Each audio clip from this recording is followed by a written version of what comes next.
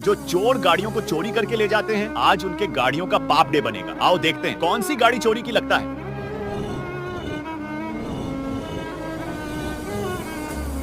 यही गाड़ी चोरी की है, लेकिन उसे देखने से पहले बेटा, मुझे देखकर इग्नोर मत करना। इस बार जो भी एग्जाम में पास होना चाहता है मैं पास कर दूंगी, मगर मेरा भी एक काम करना होगा। तुम्हें इस वीडियो को एक लाइक और चैनल को सब्सक्राइब करना होगा और 5 सच्चे मित्र को शेयर करना होगा। और मेरे बेटे, जाते जाते कमेंट में सरस्वती माँ लिख दो। और इसका तो पापड़ी बन गया।